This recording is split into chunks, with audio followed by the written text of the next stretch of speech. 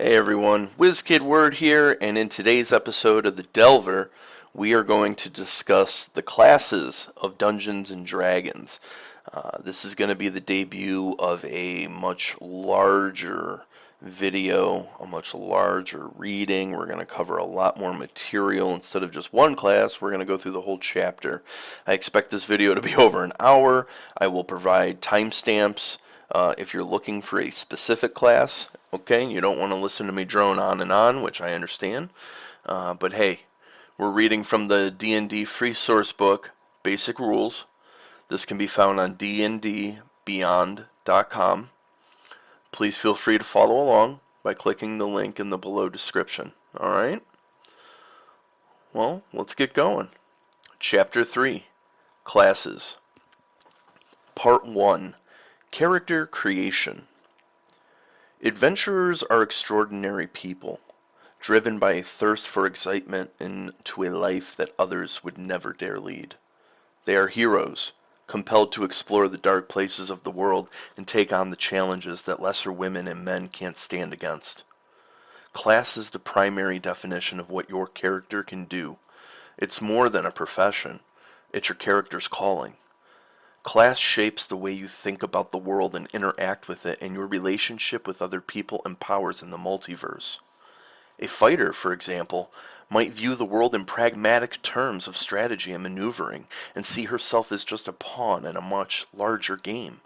A cleric, by contrast, might see himself as a willing servant in a god's unfolding plan or a conflict brewing among various deities.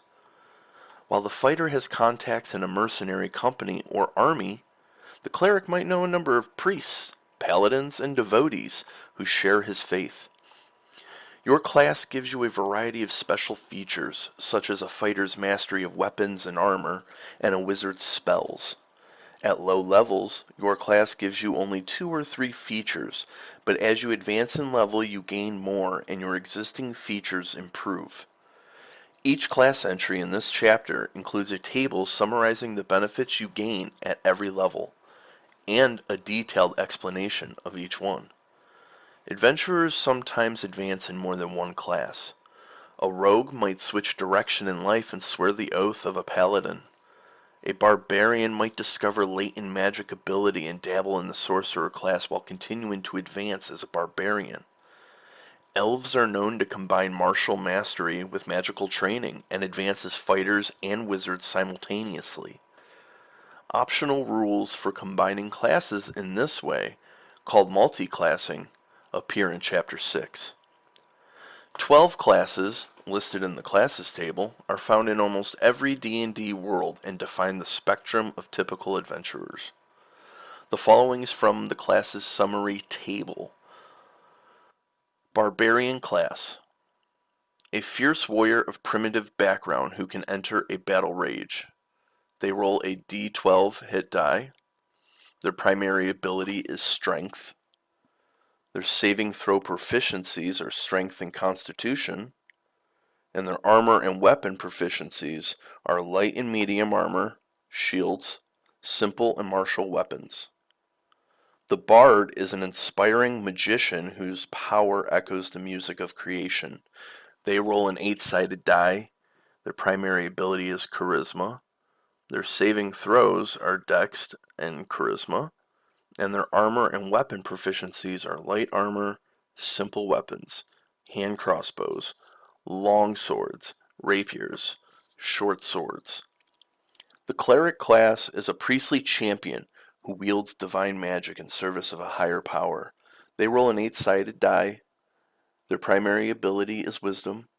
Their saving throws are wisdom and charisma, and they're proficient with light and medium armor, shields, and simple weapons. The druid is a priest of the old faith, wielding the powers of nature, moonlight and plant growth, fire and lightning, and adopting animal forms. A druid rolls an 8-sided die.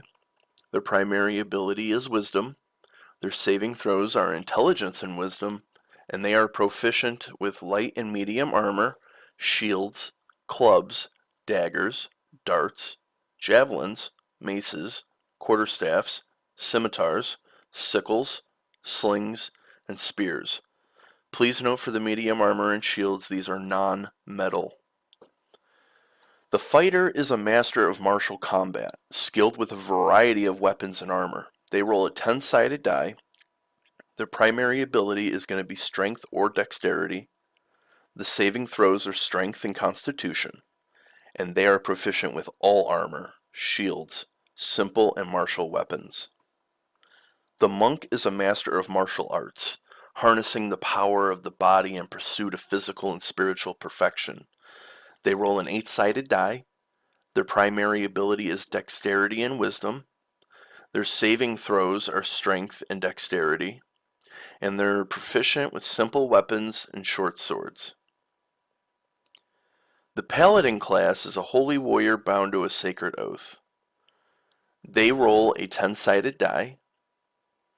Their primary ability is going to be strength and charisma. Their saving throws are wisdom and charisma, and they are proficient with all armor, shields, simple and martial weapons.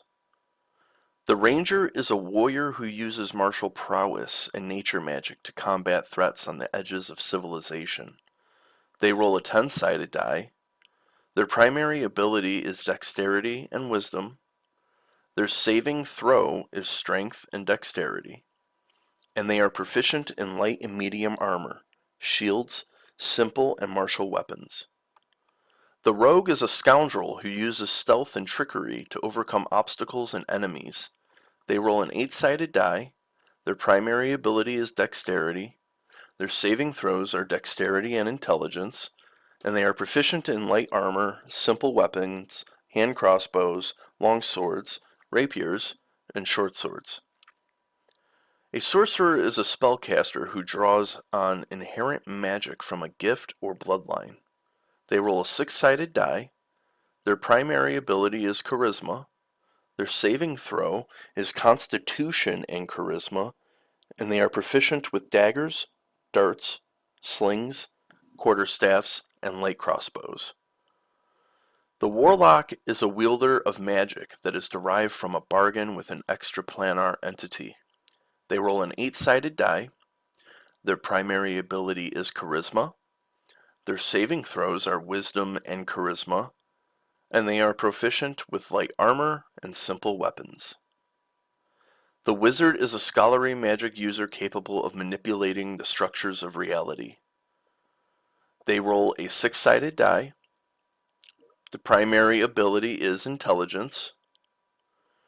Their saving throws are intelligence and wisdom, and they are proficient with daggers, darts, slings, quarterstaffs, and light crossbows. Alright, and now I will read each class in this chapter, and we will start with the barbarian. A tall human tribesman strides through a blizzard, draped in fur and hefting his axe. He laughs as he charges toward the frost giant who dared poach his people's elk herd. A half-orc snarls at the latest challenge to her authority over their savage tribe, ready to break his neck with her bare hands as she did to the last 6 rivals. Frothing at the mouth, a dwarf slams his helmet into the face of his drow foe, then turns to drive his armored elbow into the gut of another. These barbarians, different as they might be, are defined by their rage, unbridled, unquenchable, and unthinking fury. More than a mere emotion, their anger is the ferocity of a cornered predator, the unrelenting assault of a storm, the churning turmoil of the sea. For some, their rage springs from a communion with fierce spirit animals. Others draw from a roiling reservoir of anger at a world full of pain. For every barbarian, rage is a power that fuels not just a battle frenzy, but also uncanny reflexes, resilience, and feats of strength. Primal instinct. People of towns and cities take pride in how their civilized ways set them apart from animals, as if denying one's own nature was a mark of superiority. To a barbarian, though, civilization is no virtue, but a sign of weakness. The strong embrace their animal nature. Keen instincts, primal physicality, and ferocious rage. Barbarians are uncomfortable when hedged in by walls and crowds. They thrive in the wilds of their homelands, the tundra, jungle, or grasslands where their tribes live and hunt. Barbarians come alive in the chaos of combat. They can enter a berserk state where rage takes over, giving them superhuman strength and resilience. A barbarian can draw on this reservoir of fury only a few times without resting, but those few rages are usually sufficient to defeat whatever threats arise. A life of danger. Not every member of the tribes deemed barbarians by scions of civilized society has the barbarian class. A true barbarian among these people is as uncommon as a skilled fighter in a town, and he or she plays a similar role as a protector of the people and a leader in times of war. Life in the wild places of the world is fraught with peril, rival tribes, deadly weather, and terrifying monsters. Barbarians charge headlong into that danger so that their people don't have to. Their courage in the face of danger makes barbarians perfectly suited for adventuring. Wandering is often a way of life for their native tribes, and the rootless life of the adventurer is little hardship for a barbarian. Some barbarians miss the close-knit family structures of the tribe, but eventually find them replaced by the bonds formed among the members of their adventuring parties. Creating a barbarian. When creating a barbarian character, think about where your character comes from and his or her place in the world. Talk with your DM about an appropriate origin for your barbarian. Did you come from a distant land, making you a stranger in the area of the campaign? Or is the campaign set in a rough and tumble frontier where barbarians are common? What led you to take up the adventuring life? Were you lured to settled lands by the promise of riches? Did you join forces with soldiers of those lands to face a shared threat? Did monsters or an invading horde drive you out of your homeland, making you a rootless refugee? Perhaps you were a prisoner of war, brought in chains to civilized lands, and only now able to win your freedom. Or you might have been cast out from your people because of a crime you committed, a taboo you violated, or a coup that removed you from a position of authority. Quick build. You can make a barbarian quickly by following these suggestions. First, put your highest ability score in strength, followed by constitution. Second, choose the Outlander background. There is a table underneath the quick build paragraph that goes through levels 1 through 20 and all of the feats they attain. Please feel free to refer to that as I will be going to class features. As a barbarian, you gain the following class features. Hit points. Hit dice. 1 12-sided die per barbarian level. Hit points at first level. 12 plus your constitution modifier. Hit points at higher levels is 1 12-sided die, or 7, plus your constitution modifier per barbarian level after first. Barbarian proficiencies include light armor, medium armor, and shields, simple weapons, and martial weapons. Their saving throws are strength and constitution. Skills. Choose 2 from animal handling, athletics, intimidation, nature, perception, and survival. Equipment. You start with the following equipment, in addition to the equipment granted by your background. A great axe or any martial melee weapon, 2 hand axes or any simple weapon, an explorer's pack, and 4 javelins. Rage. In battle, you fight with primal ferocity.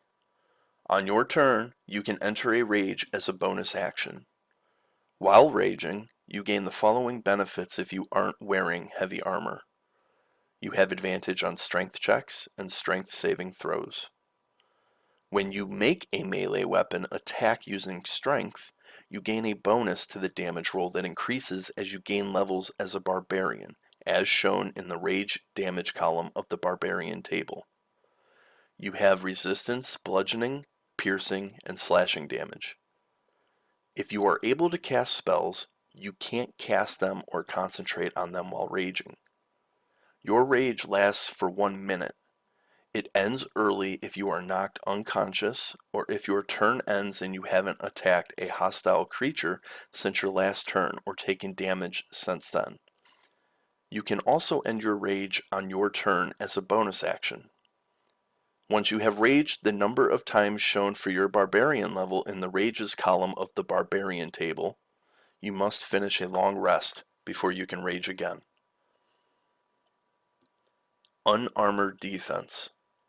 While you are not wearing any armor, your armor class equals 10 plus your dexterity modifier plus your constitution modifier. You can use a shield and still gain this benefit. Reckless attack. Starting at 2nd level, you can throw aside all concern for defense to attack with fierce desperation. When you make your first attack on your turn, you can decide to attack recklessly. Doing so gives you advantage on melee weapon attack rolls using strength during this turn, but attack rolls against you have advantage until your next turn. Danger Sense. At 2nd level, you gain an uncanny sense of when things nearby aren't as they should be, giving you an edge when you dodge away from danger. You have advantage on dexterity saving throws against effects that you can see, such as traps and spells. To gain this benefit, you can't be blinded, deafened, or incapacitated. Primal Path. At 3rd level, you choose a path that shapes the nature of your rage. Choose the path of the Berserker or the path of the Totem Warrior. Both detailed at the end of the class description. Your choice grants you features at 3rd level and again at 6th, 10th, and 14th levels. Ability Score Improvement. When you reach 4th level and again at 8th, 12th, 16th, and 19th level, you can increase one ability score of your choice by 2, or you can increase 2 ability scores of your choice by 1. As normal, you can't increase an ability score above 20 using this feature. Extra Attack. Beginning at 5th level, you can attack twice instead of once whenever you take the attack action on your turn. Fast Movement. Starting at 5th level, your speed increases by 10 feet while you aren't wearing heavy armor. Feral Instinct. By 7th level, your instincts are so honed that you have advantage on initiative rolls. Additionally, if you are surprised at the beginning of combat and aren't incapacitated, you can act normally on your first turn, but only if you enter your rage before doing anything else on that turn. At the 9th level, you can roll 1 additional weapon damage die when determining the extra damage for a critical hit with a melee attack. This increases to 2 additional dice at 13th level and 3 additional dice at 17th level. Starting at the 11th level, your rage can keep you fighting despite grievous wounds. If you drop to 0 hit points while you're raging and don't die outright, you can make a DC 10 Constitution saving throw. If you succeed, you drop to 1 hit point instead. Each time you use this feature after the first, the DC increases by 5. When you finish a short or long rest, the DC resets to 10. Beginning at the 15th level, your rage is so fierce that it ends early only if you fall unconscious or if you choose to end it. At the 18th level, if your total for a strength check is less than your strength score, you can use that score in place of the total. And lastly, at the 20th level, you embody the power of the wilds. Your strength and constitution scores increase by 4. Your maximum for those scores is now 24. Primal Paths. Rage burns in every barbarian's heart, a furnace that drives him or her toward greatness. Different barbarians attribute their rage to different sources, however. For some, It is an internal reservoir where pain, grief, and anger are forged into a fury hard as steel. Others see it as a spiritual blessing, a gift of a totem animal. Path of the Berserker. For some barbarians, rage is a means to an end, that end being violence. The path of the Berserker is a path of untrammeled fury, slick with blood. As you enter the Berserker's rage, you thrill in the chaos of battle, heedless of your own health or well-being. Frenzy. Starting when you choose this path at 3rd level, you can go into a frenzy when you rage. If you do so, for the duration of your rage, you can make a single melee weapon attack as a bonus action on each of your turns after this one. When your rage ends, you suffer 1 level of exhaustion. Mindless Rage. At the 6th level, you can't be charmed or frightened while raging. If you are charmed or frightened when you enter your rage, the effect is suspended for the duration of the rage. Intimidating Presence. At the 10th level, you can use your action to frighten someone with your menacing presence. When you do so, choose one creature that you can see within 30 feet of you. If the creature can see or hear you, it must succeed on a wisdom saving throw, DC equal to 8 plus your proficiency bonus plus your charisma modifier, or be frightened of you until the end of your next turn. On subsequent turns, you can use your action to extend the duration of this effect on the frightened creature until the end of your next turn. This effect ends if the creature ends in turn out of line or out of sight, or more than 60 feet away from you. If the creature succeeds on its saving throw, you can't use this feature on that creature again for 24 hours. Retaliation. Starting at 14th level, when you take damage from a creature that is within 5 feet of you, you can use your reaction to make a melee weapon attack against that creature. That covers the section of the Barbarian. They sound pretty cool. I'd like to rage out with those berserkers. We're going to move right along and talk about the Bard. The musician. I love bards. Humming as she traces her fingers over an ancient monument in a long-forgotten ruin, a half-elf in rugged leathers finds knowledge springing into her mind, conjured forth by the magic of her song. Knowledge of the people who constructed the monument and the mythic saga it depicts. A stern human warrior bangs his sword rhythmically against his scale mail, setting the tempo for his war chant and exhorting his companions to bravery and heroism. The magic of his song fortifies and emboldens them. Laughing as she tunes her cittern, a gnome weaves her subtle magic over the assembled nobles, ensuring that her companion's words will be well received. Whether scholar, skald, or scoundrel, a bard weaves magic through words and music to inspire allies, demoralize foes, manipulate minds, create illusions, and even heal wounds. Music and magic. In the worlds of D&D, words and music are not just vibrations of air, but vocalizations with power all their own. The bard is a master of song, speech, and the magic they contain. Bards say that the multiverse was spoken into existence, that the words of the gods gave it shape, and the echoes of these primordial words of creation still resound throughout the cosmos. The music of bards is an attempt to snatch and harness those echoes, subtly woven into their spells and powers. The greatest strength of bards is their sheer versatility. Many bards prefer to stick to the sidelines in combat, using their magic to inspire their allies and hinder their foes from a distance.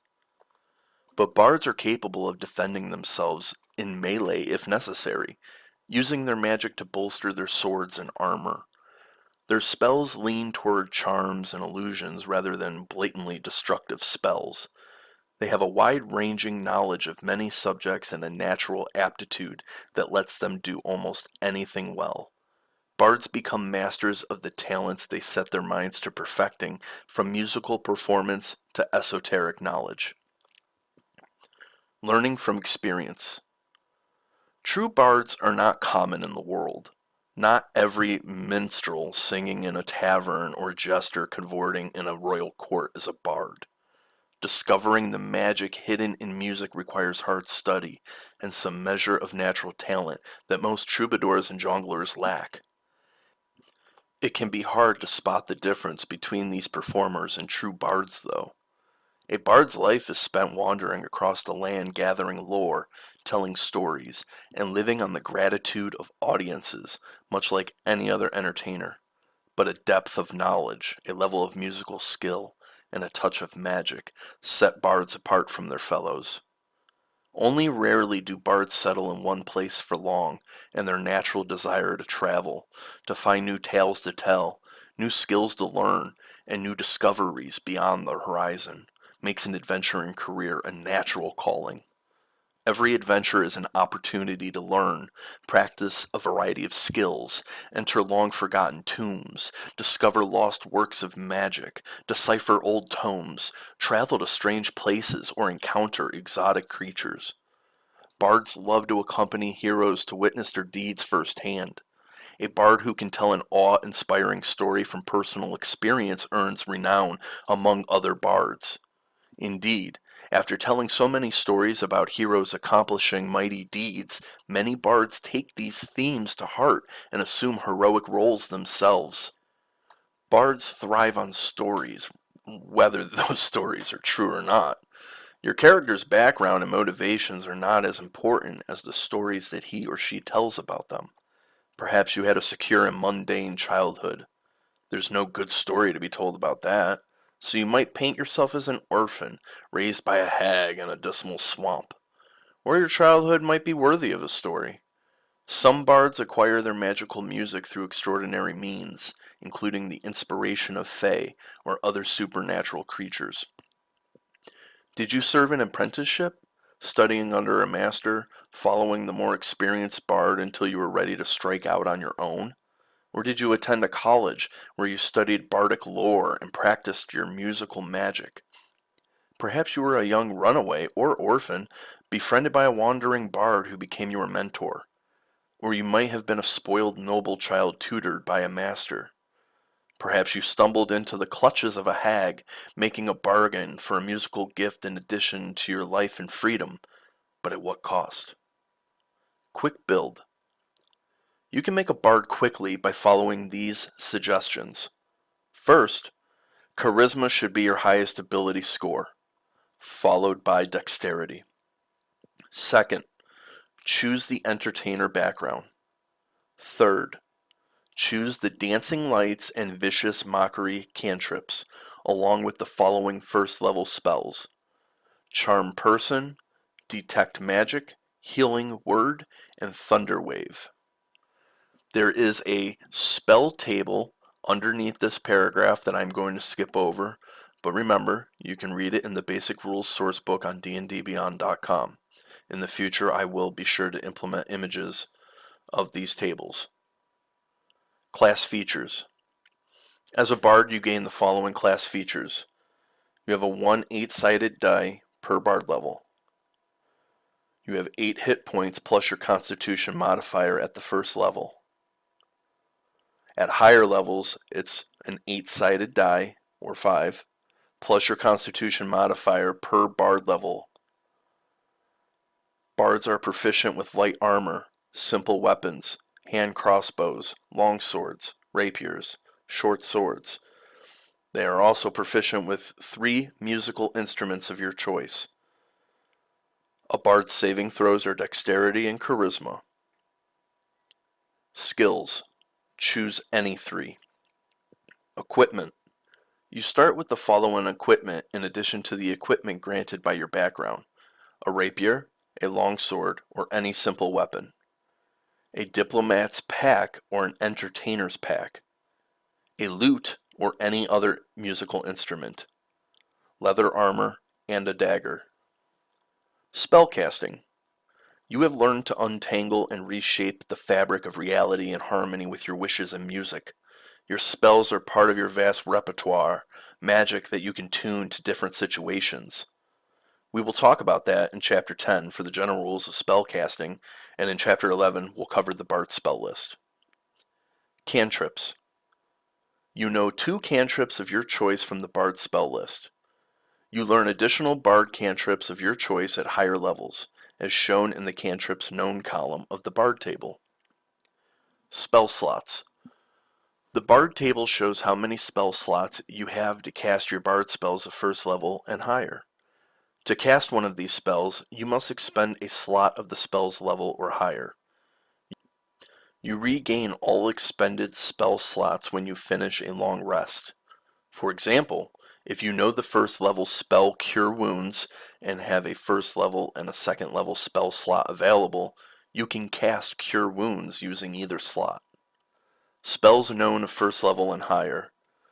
You know 4 first level spells of your choice from the Bard spell list. The spells known column of the Bard table shows when you learn more Bard spells of your choice. Each of these spells must be of a level for which you have spell slots, as shown on the table. For instance, when you reach 3rd level in this class, you can learn 1 new spell of 1st or 2nd level. Additionally, when you gain a level in this class, you can choose one of the Bard spells you know and replace it with another spell from the Bard spell list, which also must be of a level for which you have spell slots. Charisma is your spell casting ability for your Bard spells. Your magic comes from the heart and soul you pour into the performance of your music or oration. You use your charisma whenever a spell refers to your spell casting ability. In addition, you use your charisma modifier when setting the saving throw DC for a Bard spell you cast when making an attack roll with one. Spell save DC equals 8 plus your proficiency bonus plus your charisma modifier. Spell attack modifier equals your proficiency bonus plus your charisma modifier. You can cast any Bard spell you know as a ritual if that spell has the ritual tag. You can use a musical instrument as a spellcasting focus for your Bard spells. Bardic Inspiration. You can inspire others through stirring words or music. To do so, you use a bonus action on your turn to choose one creature other than yourself within 60 feet of you who can hear you. That creature gains 1 Bardic Inspiration die, a d6. Once within the next 10 minutes, the creature can roll the die and add the number rolled to the ability check, attack roll, or saving throw it makes. The creature can wait until after it rolls the d20 before deciding to use the Bardic Inspiration die, but must decide before the DM says whether the roll succeeds or fails. Once the Bardic Inspiration die is rolled, it is lost. A creature can have only 1 Bardic Inspiration die at a time. You can use this feature a number of times equal to your charisma modifier. You regain any expended uses when you finish a long rest. Your Bardic Inspiration die changes when you reach certain levels in this class. The die becomes a d8 at the 5th level, a d10 at the 10th level, and a d12 at the 15th level. Starting at the 2nd level, you can add half your proficiency bonus, rounded down, to any ability check you make that doesn't already include your proficiency bonus. Also at the 2nd level, you can use soothing music or oration to help revitalize your wounded allies during a short rest.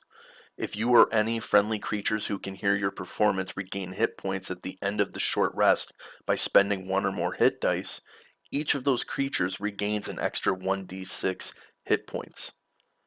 The extra hit points increase when you reach certain levels in this class, to 1d8 at the 9th level, 1d10 at the 13th level, and 1d12 at the 17th level. At the 3rd level, you delve into advanced techniques of a Bard College of your choice, the College of Lore or the College of Valor, both detailed at the end of the class description. Your choice grants you features at the 3rd level and again at the 6th and 14th level.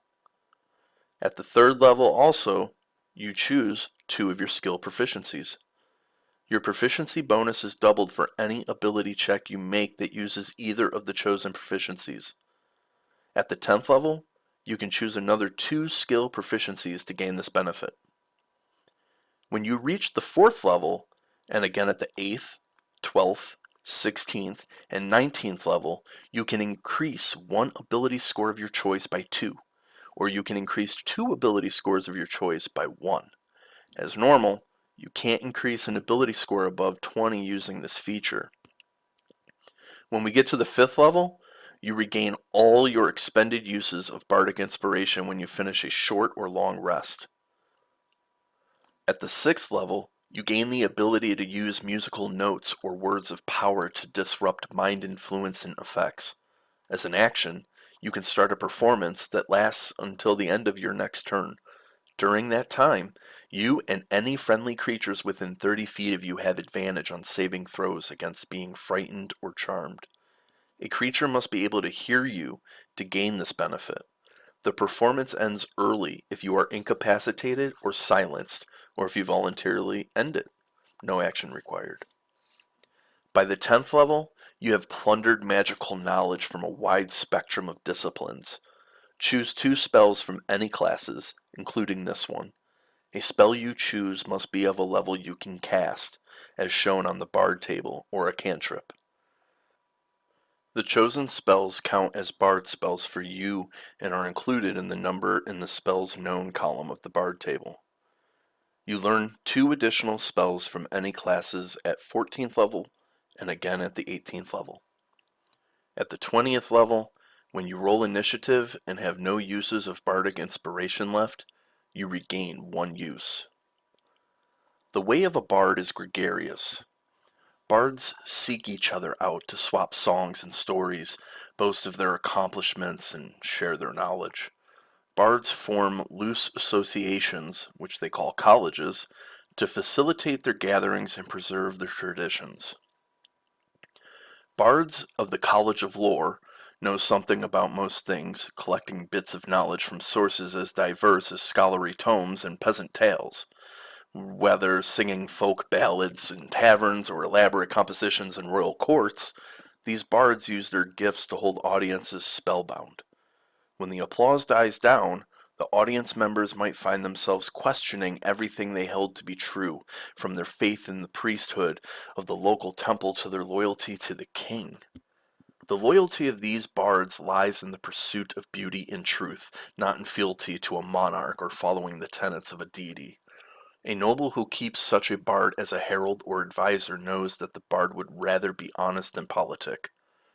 The college's members gather in libraries and sometimes in actual colleges, complete with classrooms and dormitories to share their lore with one another. They also meet at festivals or affairs of state where they can expose corruption, unravel lies, and poke fun at self-important figures of authority. When you join the College of Lore at the 3rd level, you gain proficiency with 3 skills of your choice. Also at 3rd level, you learn how to use your wit to distract, confuse, and otherwise sap the confidence and competence of others. When a creature that you can see within 60 feet of you makes an attack roll, an ability check, or a damage roll, you can use your reaction to expend one of your uses of Bardic Inspiration, rolling a Bardic Inspiration die and subtracting the number rolled from the creature's roll. You can choose to use this feature after the creature makes its roll, but before the DM determines whether the attack, roll, or ability check succeeds or fails, or before the creature deals its damage. The creature is immune if it can't hear you, or if it's immune to being charmed. At the 6th level, you learn 2 spells of your choice from any class. A spell you choose must be of a level you can cast, as shown on the Bard table, or a cantrip. The chosen spells count as Bard spells for you, but don't count against the number of Bard spells you know. Starting at the 14th level, when you make an ability check, you can expend 1 use of Bardic Inspiration. Roll a Bardic Inspiration die and add the number rolled to your ability check. You can choose to do so after you roll the die for the ability check, but before the DM tells you whether you succeed or fail. And that covers the bards in Dungeons and Dragons.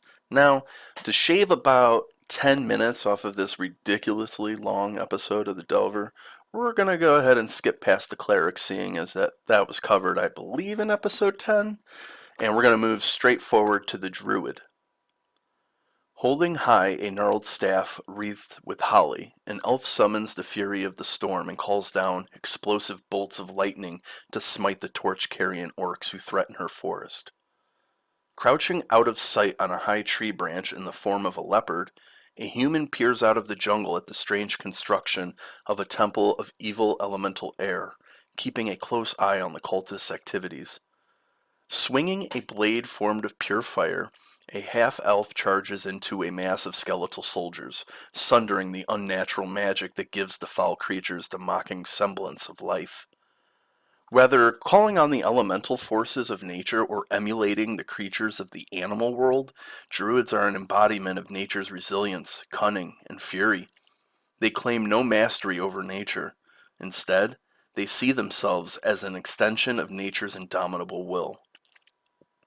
Druids revere nature above all, gaining their spells and other magical powers either from the force of nature itself or from a nature deity.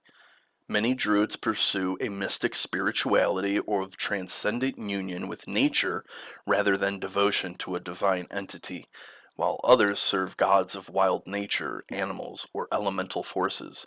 The ancient druidic traditions are sometimes called the Old Faith, in contrast to the worship of gods in temples and shrines. Druid spells are oriented toward nature and animals, the power of tooth and claw, of sun and moon, of fire and storm.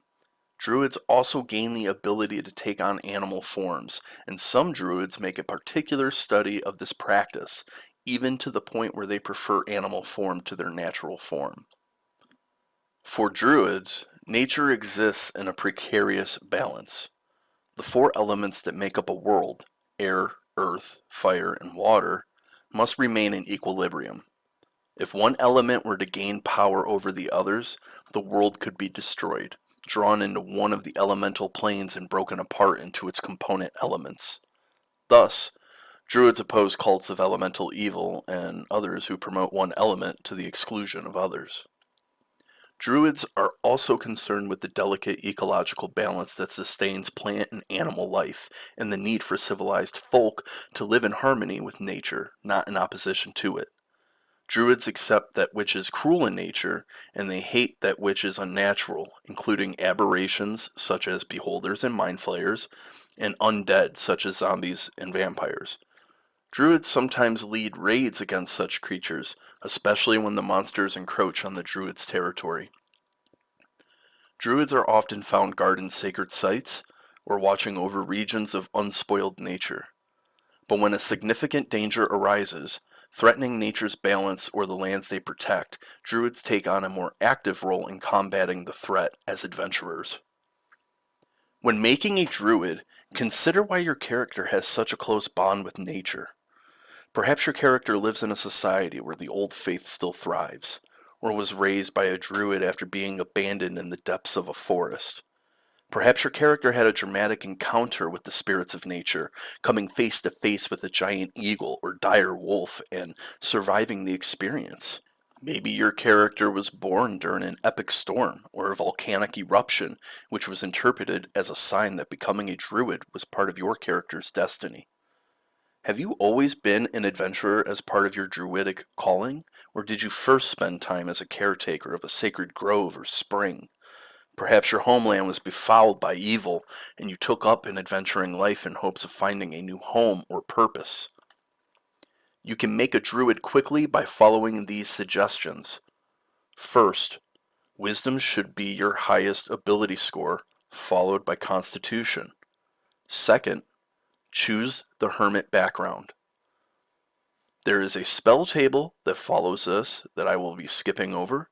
Please feel free to take a peek at it in the Basic Rules sourcebook on dndbeyond.com. Class features. As a druid, you gain the following class features. 1 8-sided die per druid level. Hit points at first level, 8 plus your constitution modifier. Hit points at higher levels, 1d8 plus your constitution modifier per druid level after the first. Druids are proficient with light armor, medium armor, and shields. Druids will not wear armor or use shields made of metal. Very important.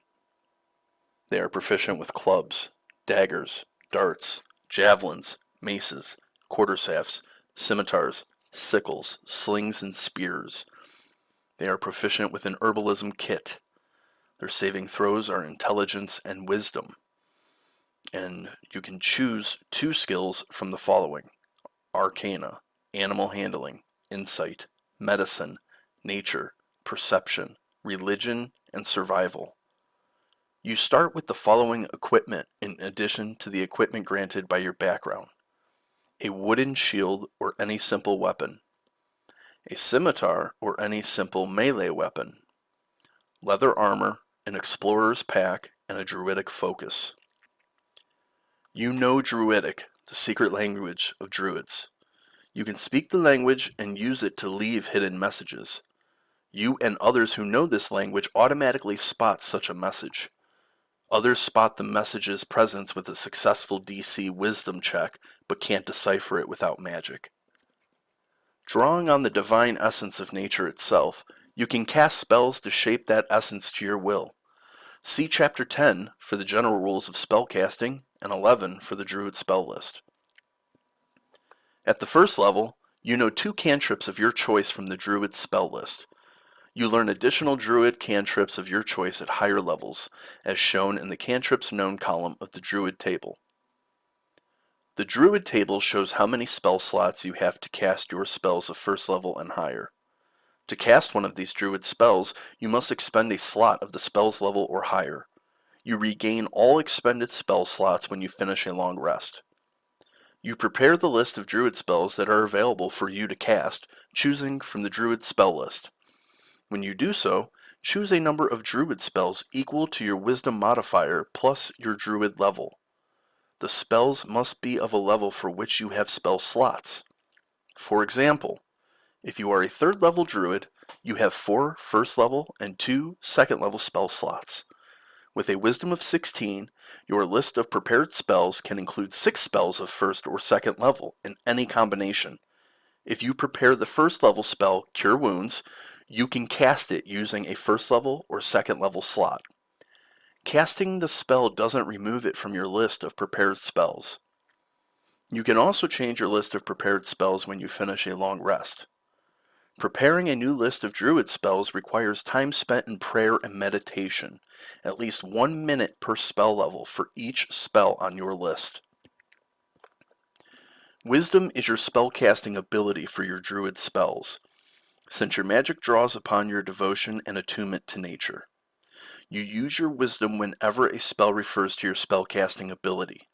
In addition, you use your Wisdom modifier when setting the saving throw DC for a Druid spell you cast and when making an attack roll with one. Spell save DC equals 8 plus your proficiency bonus plus your Wisdom modifier. Spell attack modifier equals your proficiency bonus and your Wisdom modifier. You can cast a Druid spell as a ritual if that spell has the ritual tag and you have the spell prepared. You can use a Druidic focus as a spellcasting focus for your Druid spells. There's a little side note here called Sacred Plants and Wood that I'm going to read. A Druid holds certain plants to be sacred, particularly alder, ash, birch, elder, hazel, holly, juniper, mistletoe, oak, rowan, willow, and yew. Druids often use such plants as part of a spellcasting focus, incorporating lengths of oak or yew or sprigs of mistletoe. Similarly, a druid uses such woods to make other objects, such as weapons and shields. Yew is associated with death and rebirth, so weapon handles for scimitars or sickles might be fashioned from it. Ash is associated with life and oak with strength. These woods make excellent hafts or whole weapons, such as clubs or quarterstaffs, as well as shields. Alder is associated with air, and it might be used for thrown weapons, such as darts or javelins. Druids from regions that lack the plants described here have chosen other plants to take on similar uses. For instance, a druid of the desert region might value the yucca tree and cactus plants. Starting at the second level, you can use your action to magically assume the shape of a beast that you have seen before. You can use this feature twice. You regain expended uses when you finish a short or long rest. Your druid level determines the beast you can transform into, as shown in the beast shapes table. At second level, for example, you can transform into any beast that has a challenge rating of 1/4 or lower that doesn't have a flying or swimming speed. Beast shapes include at the second level, I just read that example, but an example would be a wolf for the creature. At level 4, the max challenge rating is going to be 1/2. Limitations, no flying speed. An example of this would be crocodile. And then at the 8th level, your max challenge rating you can do is a 1. No limitations. An example would be a giant eagle. You can stay in a beast shape for a number of hours equal to half your druid level, rounded down. You then revert to your normal form unless you expend another use of this feature. You can revert to your normal form earlier by using a bonus action on your turn. You automatically revert if you fall unconscious, drop to 0 hit points, or die. While you are transformed, the following rules apply. Your game statistics are replaced by the statistics of the beast, but you retain your alignment, personality, and intelligence, wisdom, and charisma scores. You also retain all of your skill and saving throw proficiencies, in addition to gaining those of the creature. If the creature has the same proficiency as you and the bonus in its stat block is higher than yours, use the creature's bonus instead of yours. If the creature has any legendary or layer actions, you can't use them. When you transform, you assume the beast's hit points and hit dice. When you revert to your normal form, you return to the number of hit points you had before you transformed. However, if you revert as a result of dropping to 0 hit points, any excess damage carries over to your normal form. For example, if you take 10 damage in animal form and have only 1 hit point left, you revert and take 9 damage. As long as the excess damage doesn't reduce your normal form to 0 hit points, you aren't knocked unconscious.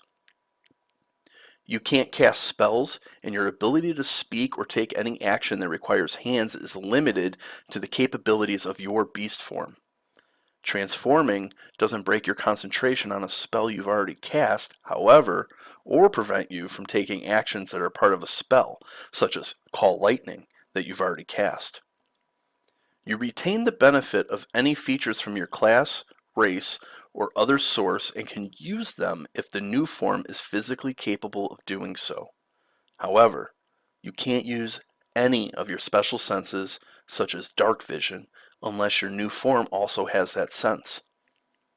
You choose whether your equipment falls to the ground in your space, merges into your new form, or is worn by it. Worn equipment functions as normal, but the DM decides whether it is practical for the new form to wear a piece of equipment based on the creature's shape and size. Your equipment doesn't change size or shape to match the new form, and any equipment that the new form can't wear must either fall to the ground or merge with it. Equipment that merges with the form has no effect until you leave the form. At second level, you choose to identify with a circle of druids, the circle of the land, or the circle of the moon, both detailed at the end of the class description. Your choice grants you features at second level and again at the 6th, 10th, and 14th. When you reach the 4th level, and again at the 8th, 12th, 16th, and 19th level, you can increase one ability score of your choice by 2, or you can increase 2 ability scores of your choice by 1. As normal, you can't increase an ability score above 20 using this feature. Starting at the 18th level, the primal magic that you wield causes you to age more slowly. For every 10 years that pass, your body ages only 1 year. Also at the 18th level, you can cast many of your druid spells in any shape you assume during Wild Shape. You can perform the somatic and verbal components of a druid spell while in a beast shape, but you aren't able to provide material components. Lastly, at the 20th level, you can use your wild shape in an unlimited number of times. Additionally, You can ignore the verbal and somatic components of your druid spells, as well as any material components that lack a cost and aren't consumed by a spell. You gain this benefit in both your normal shape and your beast shape from wild shape. Though their organization is invisible to most outsiders, druids are part of a society that spans the land, ignoring political borders. All druids are nominally members of this druidic society, though some individuals are so isolated that they have never seen any high-ranking members of the society or participated in druidic gatherings. Druids recognize each other as brothers and sisters. Like creatures of the wilderness, however, druids sometimes compete with or even prey on each other. At a local scale, druids are organized into circles that share certain perspectives on nature, balance, and the way of the druid. The Circle of the Land is made up of mystics and sages who safeguard ancient knowledge and rites through a vast oral tradition. These druids meet within sacred circles of trees or standing stones to whisper primal secrets in Druidic. The circle's wisest members preside as the chief priests of communities that hold to the old faith and serve as advisors to the rulers of those folk. As a member of this circle, your magic is influenced by the land where you were initiated into the circle's mysterious rites. When you choose this circle at the second level, you learn one additional druid cantrip of your choice. This cantrip doesn't count against the number of druid cantrips you know. Starting at the second level, you can regain some of your magical energy by sitting in meditation and communing with nature. During a short rest, you choose expended spell slots to recover. The spell slots can have a combined level that is equal to or less than half your druid level, rounded up, and none of the slots can be 6th level or higher. You can't use this feature again until you finish a long rest. For example, when you are a 4th level druid, you can recover up to 2 levels worth of spell slots. You can recover either a 2nd level slot or 2 1st level slots. Your mystical connection to the land infuses you with the ability to cast certain spells. At the 3rd, 5th, 7th, and 9th level, you gain access to circle spells connected to the land where you became a druid. Choose that land: Arctic, coast, desert, forest, grassland, mountain, swamp, or underdark, and consult the associated list of spells. Once you gain access to a circle spell, you always have it prepared, and it doesn't count against the number of spells you can prepare each day.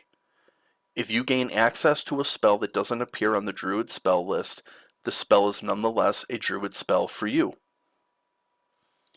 The following is a table of the different lands and the spells that come with it, and I'm going to read through it probably pretty quickly. So for Arctic, at the 3rd level, you have Hold Person and Spike Growth. The 5th level, Sleet Storm and Slow. At the 7th level, Freedom of Movement and Ice Storm. And at the 9th level, Commune with Nature and Cone of Cold. For the Coastland, 3rd level gives you Mirror Image and Misty Step. 5th level is Water Breathing and Water Walk. 7th level, Control Water, Freedom of Movement. And 9th level, Conjure Elemental and Scrying. Desert Land, 3rd level, Blur, Silence.